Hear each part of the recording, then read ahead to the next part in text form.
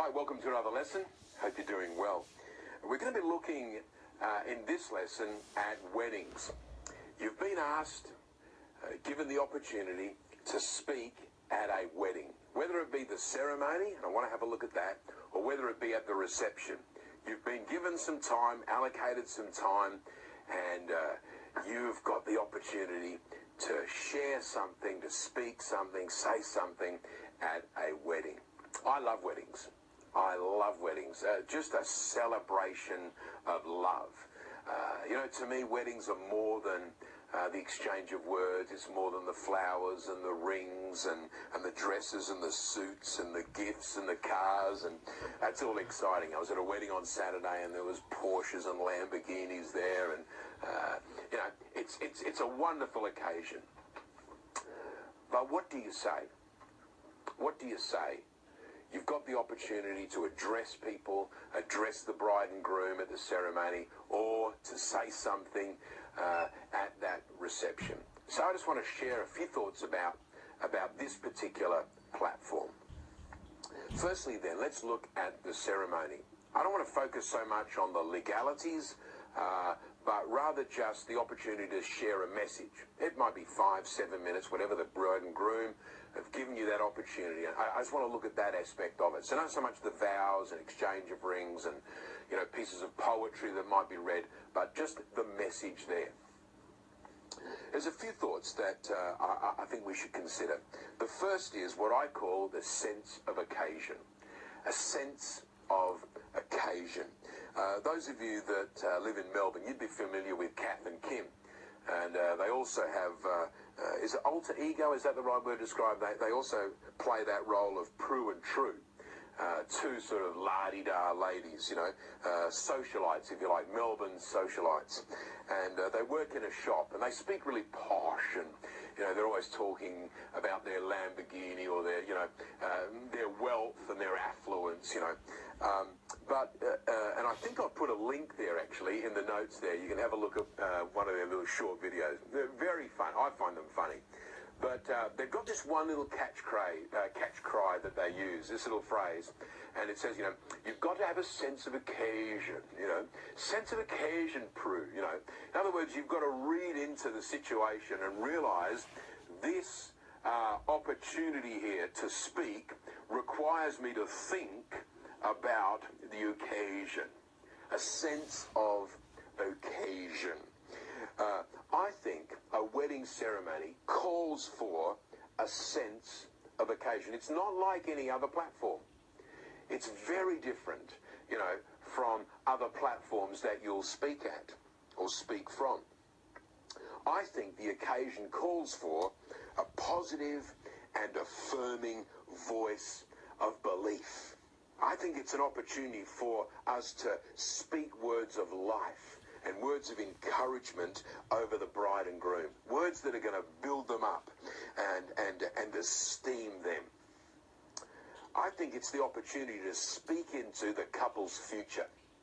To speak with an affirming message, a thought, a saying, or a proverb.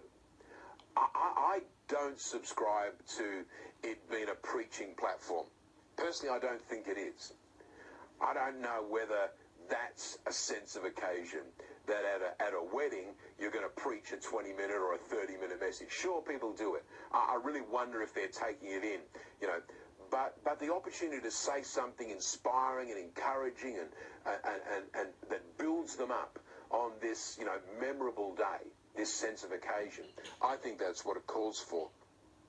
I like to say something like, I believe your future is as bright as the never-failing promises of a never-failing God. Something encouraging and inspiring like that, and then share one or two thoughts from it for a couple of minutes. But my point is, consider that it's a sense of occasion. The second thing is, if you are going to speak from the Bible, if you're going to say something from the Bible, then I think we have to be selective with our scriptures. We have to think it through. The interesting to me is that the Bible has a lot to say about marriage, but it doesn't have a lot to say about wedding ceremonies. And that presents us a challenge. What is the most appropriate thing to say at a wedding ceremony. There are so many scriptures. I picked out a few there. They're on the screen there.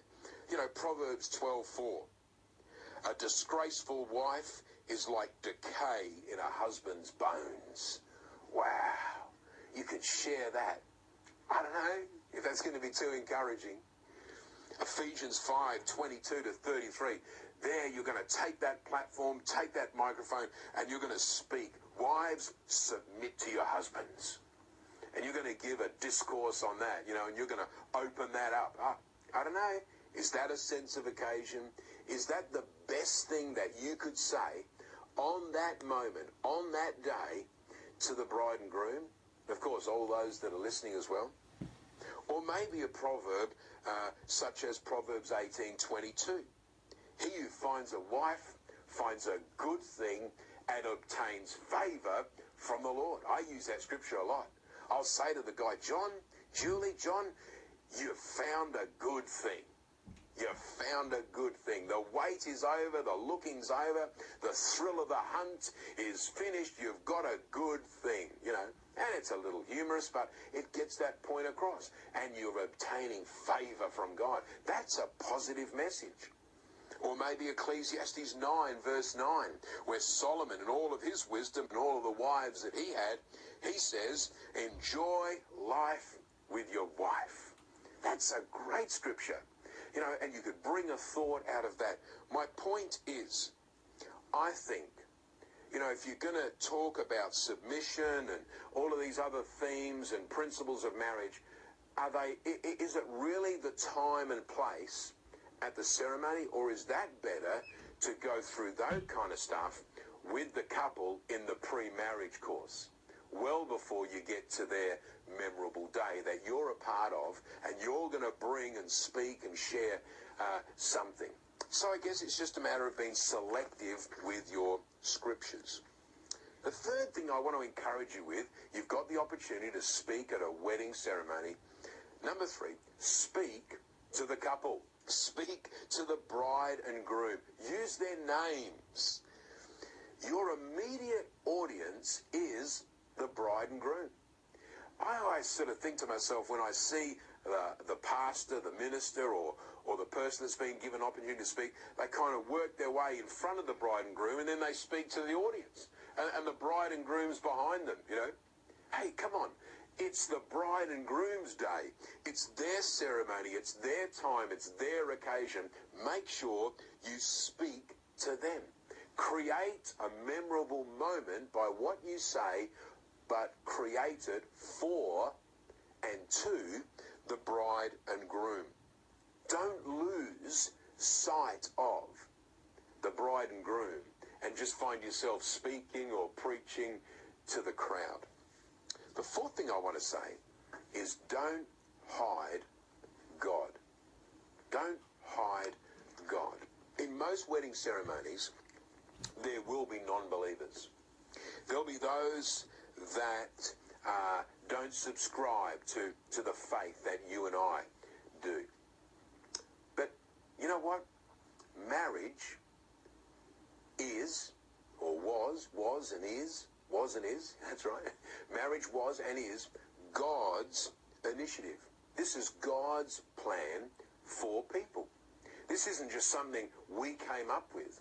This was God's intended purpose. He puts Adam and Eve in the garden, and they live together, and they've got a marriage that's a relationship that had love and respect and honor, and it's God's idea to give man a woman and woman a man.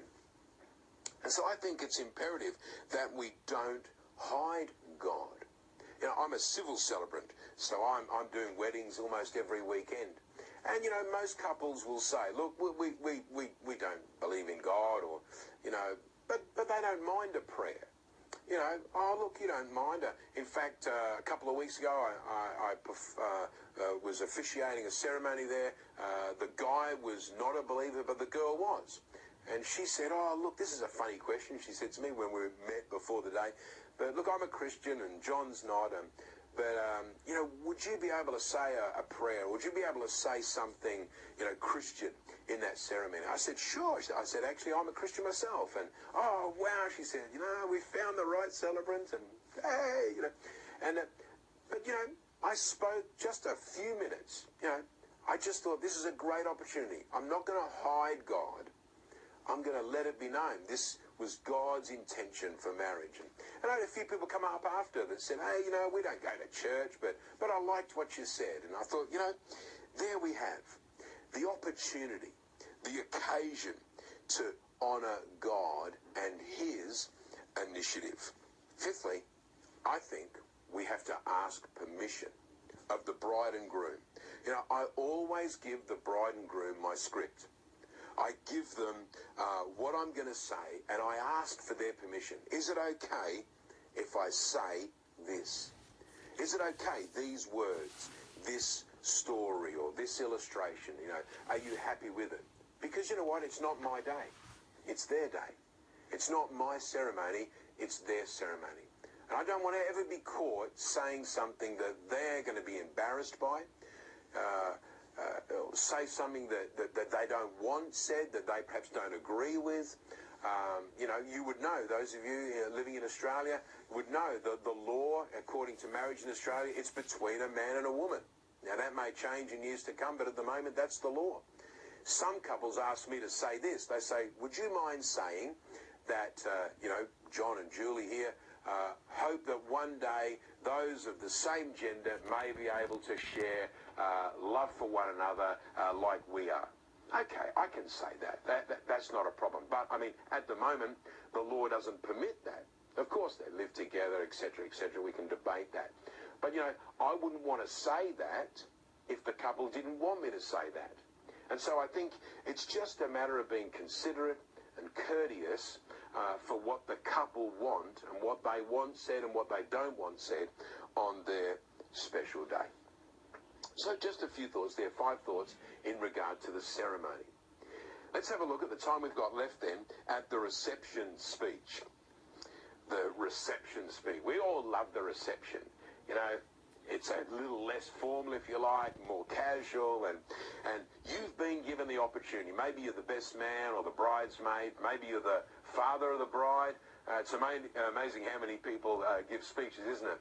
In fact, I've been married 22 years to my lovely wife and 4 daughters we have, and we often remark about our wedding, and we often go to where we had the reception and have lunch there out at Camden in Sydney there. And but one thing, as we looked over our ceremony and particularly the reception, the one thing that we didn't like, if you like, and the one thing we'd change was the speeches. People just went on and on and on, and in fact I did too. I was the biggest culprit. I don't know why. I just went on and on and on, and it was embarrassing, what I said and how long I went for. But, it is an opportunity to speak. It's an opportunity to engage. And so I just want to look at just a few thoughts about the reception speech. I think the first thing we have to take notice is that we have to observe the time. I guess that's what I've been saying. Usually there's a lot of people speaking. You speak for 15, and then the next person speaks for 15, and then the next person, So I think really, again, as we mentioned in the previous lesson, you can say a lot in 5 minutes. So I think we need to observe the time. Second thing I think we need to is that we have to The second thing that we need to consider, I'm getting ahead of myself here, is that we need to choose our stories wisely. Most reception speeches focus on an embarrassing or funny story. I don't know why that is. Maybe it's part of an Aussie culture.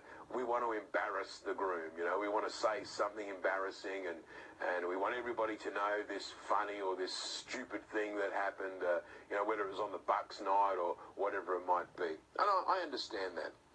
I do think, though, that not every story has to be embarrassing or funny. I remember at a wedding I was at 10 years ago, one of my best friends, and was remarrying, and it was the biggest faux pas of them all. Stood up and said, it's wonderful to be here today for, Ted and Carolyn's wedding. Well, Carolyn was his first wife.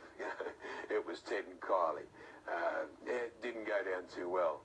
What also didn't go down too well was the story I told. And I'm not going to tell you the story because it's not worth telling.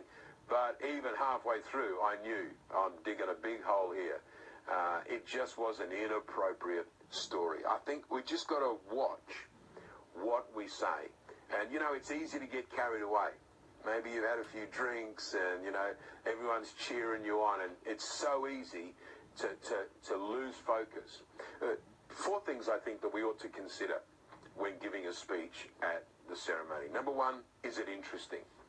Is the story interesting? Not just interesting for you and the groom, but is it interesting for everybody? Is everybody going to be able to engage in that story? If you have to say, you had to be there, maybe it's not the best story. Tell a story. Is it interesting for everybody? Secondly, is it appropriate? Is it an appropriate story for the occasion, sense of occasion? Is it appropriate? Some stories are not appropriate. They're inappropriate for that occasion. So I think you've just got to think that through. I think also integrity is important. Integrity is important. If you're going to give marital advice in your speech, then make sure you're living it. I remember once I was speaking at the service, the ceremony, not the reception, and I was giving some marital advice. In the car on the way home, my wife said to me, she said, that message you gave today, she said, when will you be living that out, she said. Those of you that might know my wife, bang, just hits me right there, So if you're going to give advice, make sure you're living it. Again, you don't want to just be communicating theory, but you want to be communicating out of what you practice, what you believe and what you practice. The last thing I would say about that reception speech is it honouring?